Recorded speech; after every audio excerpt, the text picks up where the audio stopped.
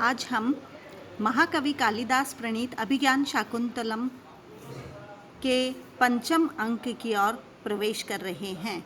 अब तक चतुर्थ अंक में देखा कि महर्षि कण्व अपनी पालिता पुत्री शकुंतला को राजा दुष्यंत के घर विदा कर रहे हैं। शकुंतला विदा होकर जा रही है और महर्षि कण्व उन्हें बहुत सारे उपदेश देते हैं और बहुत सारी अच्छी शिक्षाएं उनको एक अच्छी गृहिणी होने की शिक्षा देते हुए उसे विदा करते हैं। इसी के साथ पंचम अंक प्रारंभ होता है। अथ पंचमो अंक है।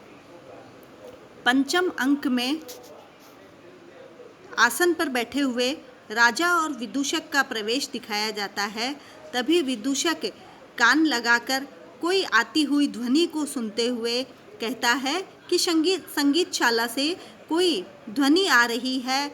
अस्पष्ट मधुर शुद्ध गीति की स्वर योजना सुनाई दे रही है। मैं समझता हूँ कि पूजनीय हंस पादिका स्वर साधना कर रही है। तब राजा कहते हैं, तूष्णीम भव यावत करणयामि आकर्णयामि। तुम चुप हो जाओ, तब तक मैं उस गीत को सुनता हूँ। आकाश से गायन की ध्वनि सुनाई देती है कि अभिनव मधुलोलुपः भवांस तथा परिचुम्ब्य च्यूत मंजरीं कमल वसति मात्र निवृत्तो मधुकर विस्मृतो अस्य नाम कथम।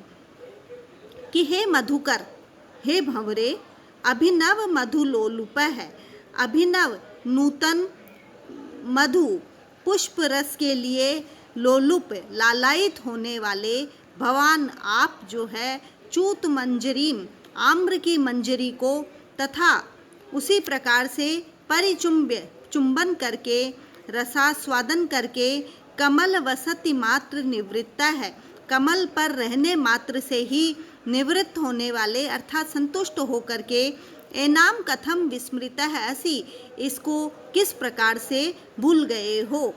हंस पादिका के इस गीति द्वारा भ्रमर वृत्ति राजा के लिए एक तीखी व्यंग्योक्ति है।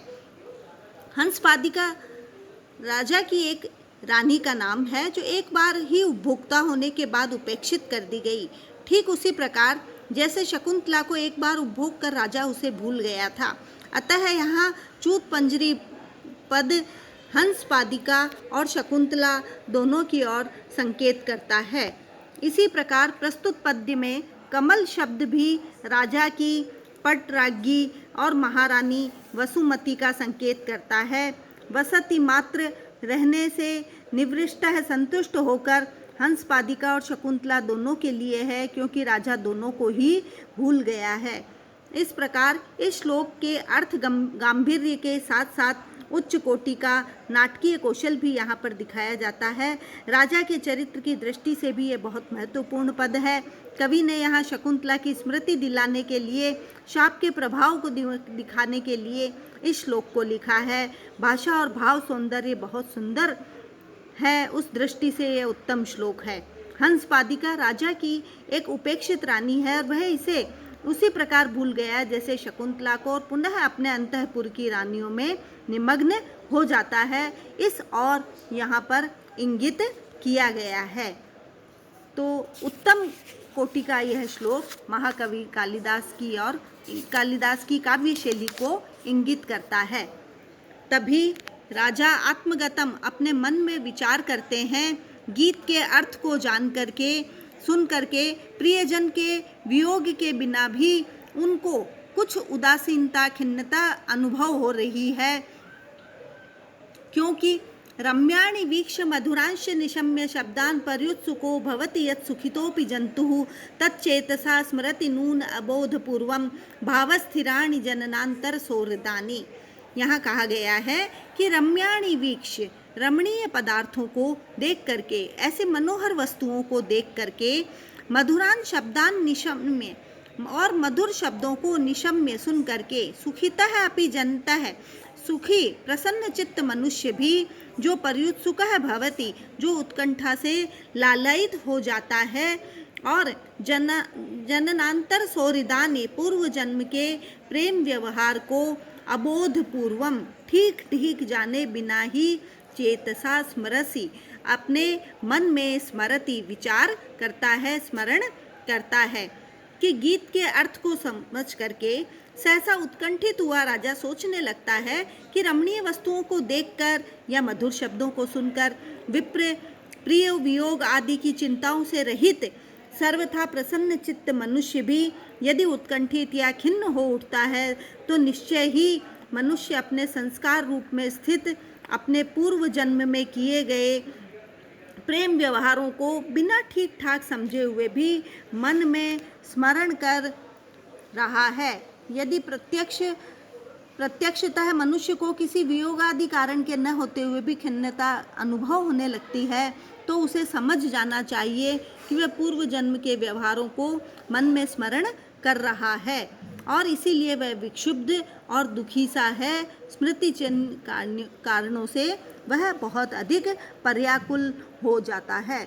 ऐसा कह करके राजा बहुत दुखी मन से वहाँ तिष्ठति बैठ जाते हैं। इसी के बाद आगे का श्लोक जो है उसमें कंचुकी प्रवेश करता है और कंचुकी आकर के कहता है कि आह, मैं अब ऐसी अवस्था को प्राप्त हो गया हूँ।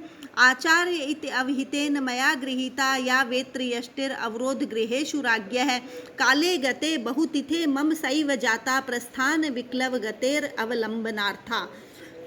कि राज्ञ है राजा के अवरोध गृहेषु अंतर्गृह में अंतःपुर में आचार्य है इति यह कंचुकी की आचरण मर्यादा है। इस कारण से वेत्र यष्टि इस वेत्र यष्टि को लाठी को धारण किए हुए यह मन में विचार करके अवहितेन सावधान मन से सावधान रहते हुए सशक्त रहते हुए भी मया वेत्र यष्टि गृहीता मया मन मेरे द्वारा वेत्र यष्टि यह वेद का डंडा गृहीत मन धारण किया गया था। सा एव वेत्र यष्टि वही वेत्र यष्टि बहुतिथे काले गते बहुत समय के बीत जाने पर प्रस्थान विक्लव गते है चलने में लड़खड़ाती हुई गति वाले मेरे द्वारा किसी प्रकार से अवलंबनार्था जाता है आज मेरा सहारा बन गई है। कंचुकी अपने मन में विचार कर रहा है कि मैं जवान था, शक्ति भी रखता था, तब तो मैंने इस वेत्र यष्टि को इसलिए धारण किया था कि राजा के अंतःपुर में आने जाने वाले कंचुकी लोगों के लिए परंपरागत मर्यादा थी। किंतु अब मैं बहुत समय बीत जाने के बाद बुढ़ा हो गया हूँ, अतः अब चलने फिरने में मेरे पेट लड़खड़ाने लगे हैं। अतः अब यह वेत्र यष्टि जो लाठी मेरे चलने फिरने का सहारा देने अर्थात मेरे शरीर को गिरने से बचाने वाली बन गई है। इस प्रकार कंचुकी अपनी वृद्धता पर विचार कर रहा है। यहाँ बहुत अच्छी एक उम्र के पड़ाव का वर्णन जो है वो यहाँ पर महाकवि कालिदास के द्वारा प्रस्तुत किया गया है। फिर पुनः कंचुकी कहता है कि भले ही महाराज अपने कर्तव्य कार्यों में विलंब नहीं करना चाहिए, फिर भी अभी अभी धर्मासन से उठे हुए पुनः बाधा डालने वाले कण्व शिष्यों का आगमन का समाचार बताने के लिए मैं समर्थ नहीं हूँ। प्रजापालन के अधिकार में विश्राम कहाँ होता है, अर्थात नहीं होता है, क्योंकि एक जो सेवक है उसके जीवन में विश्राम नहीं है। जिस तरह से नियम पालन करने वाले हर व्यक्ति के जीवन में विश्राम नहीं होता है, क्योंकि भानु सुकृत युक्त तुरंग एव रात्रिन दिवम गंधवः प्रयाति शेषः सदैव आहित भूमि भारः षष्ठांश वृत्तेरपि धर्म एषः। कि भानु सूर्य जो है सुकृत युक्त तरंग एव एक बार ही अश्व को अपने जोते जाने वाले घोड़ों को जोतने के लिए गंध वह और गंध को धारण करने वाली वायु रात्रिन दिवम दिन रात प्रयाति चलती रहती है। कि सूर्य अपने घोड़ों को लगाम खींच करके दिन भर उनको चलाए रखता है, दिन रात वायु जो है वो चलती रहती है। शेष है शेषनाग सदैव आहित भूमि भार है हमेशा अपने पृथ्वी के भार को उठाने वाला बना रहता है।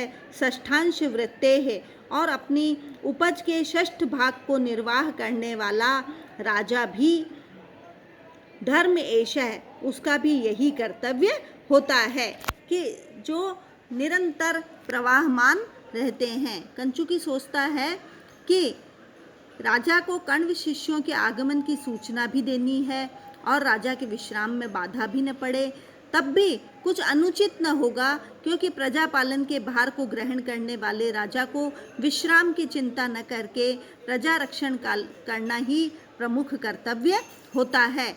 इसलिए मुझे जाकर के जिस तरह से शेषनाग अपने कार्य को करता है, सूर्य अपने कार्य को करता है, वायु अपने कार्य को करती है, और उसी तरह से प्रजाजन के उपज का छठा भाग लेने वाला राजा भी अपने राज कर्तव्य का पालन करने में निपुण होता है। उसकी विश्राम की चिंता न करके प्रजा पालन में लगे रहना ही उसका प्रमुख धर्म होता है।